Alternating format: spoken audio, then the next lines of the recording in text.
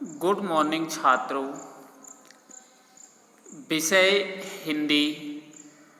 उप विषय जो बुक है भारत की खोज, जो भारत की खोज नामक पुस्तक लिखी है वह है पंडित जवाहरलाल नेहरू। तो कक्षा 8 के भैया बहनों के लिए आज की वीडियो में हम भारत की खोज नामक बुक से अध्याय 3 है सिंधु घाटी सभ्यता। तो आज सिंधु घाटी सभ्यता को पढ़ेंगे। जो पाठ का नाम है सिंधु घाटी सभ्यता, इसके बारे में आज पढ़ेंगे। तो भारत के अतीत की सबसे पहली तस्वीर सिंधु घाटी सभ्यता के सामने या सिंधु घाटी सभ्यता में मिली थी। सिंधु घाटी सभ्यता में मिली थी जिसके अवशेष सिंधु में मोहनजोदड़ो और पश्चिमी पंजाब में हड़प्पा में मिले थे।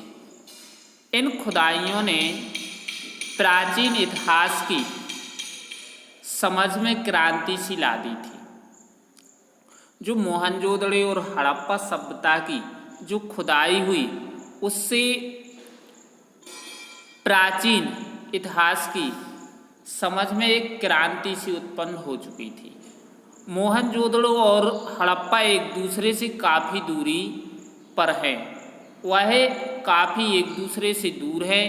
दोनों स्थानों पर इन खंडहरों की खोज मात्र एक संयोगी थी।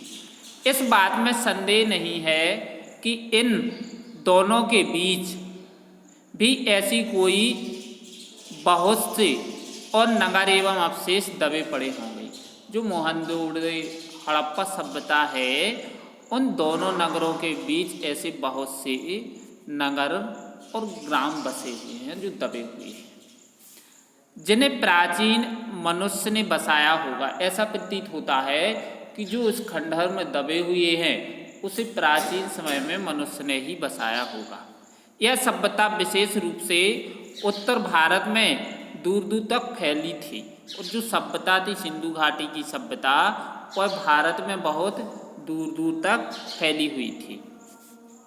इस सभ्यता के अवशेष इतनी दूर दूर जगहों पर मिलते हैं, जैसे पश्चिम में काठियावाड़ में, पंजाब अम्बाला जिले में। यह विश्वास किया जाता है कि यह सभ्यता गंगा घाटी तक फैली थी। इसलिए केवल सिंधु घाटी सभ्यता भर नहीं, उससे बहुत अधिक है। अब तक हम जो जान सकते हैं उसका बहुत महत्व है। सिंधु घाटी सभ्यता आज जिस रूप में मिली है उससे अनुमान लगाया जा सकता है कि यह सभ्यता प्रधान रूप है धर्मनिरपेक्ष सभ्यता थी। धार्मिक तथा मौजूद होने पर भी यह हावी नहीं हो सकती थी। अब सिंधु घाटी की सभ्यता है फारस, मेसोपोटामिया, मिस्र की सभ्यता से संबंध स्थापित किया।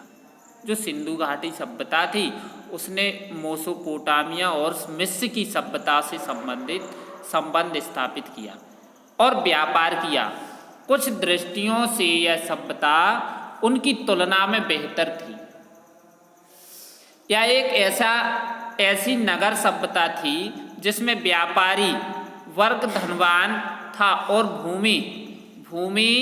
भूमि का महत्वपूर्ण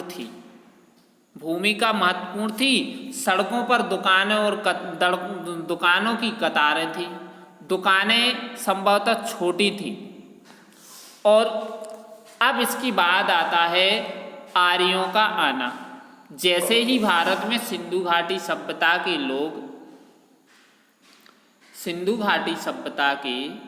ये लोग कौन थे? अब प्रश्न उठता है जो सिंधु घाटी सभ्यता थी यह लोग कौन थे और कहाँ से आए थे, इसका हमें अब भी पता नहीं है। यह संभव भी है कि इनकी संस्कृति इसी देश की संस्कृति है। जो आर्य थे सिंधु घाटी सभ्यता के जो लोग थे वह भारतीय ही संस्कृति थी। उनकी जड़ें और शाखाएं दक्षिण भारत में भी मिल सकती हैं, कुछ विद्वानों को इन लोगों और दक्षिण भारत की द्रविड़ जाति एवं संस्कृति के बीच अनिवार्य सभ्यता दिखाई पड़ती है। यदि प्राचीन समय में कुछ लोग भारत में आए भी थे तो यह घटना मोहनजोदड़ो के समय से कई हजार वर्ष पहले घटी हुई थी।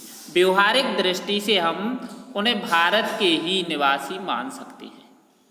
सिंधु घाटी की सभ्यता के बारे में कुछ लोगों का कहना है कि उसका अंत आकस्मिकता किसी ऐसी दुर्घटना से हो गया जिसकी कोई व्याख्या नहीं मिलती है। सिंधु नदी अपनी भयंकर बाढ़ों के लिए प्रसिद्ध है जो नगरों और गांवों को बहा ले जाती हैं। यह भी संभव है मौसम के परिवर्तन से धीरे धीरे गांव जमीन सूखती गई और खेतों पर रेगिस्तान सा छा गया था। जैसे ही मोहनजोदड़ो के खंडहर अपने आप में इस बात का प्रमाण मान सकते हैं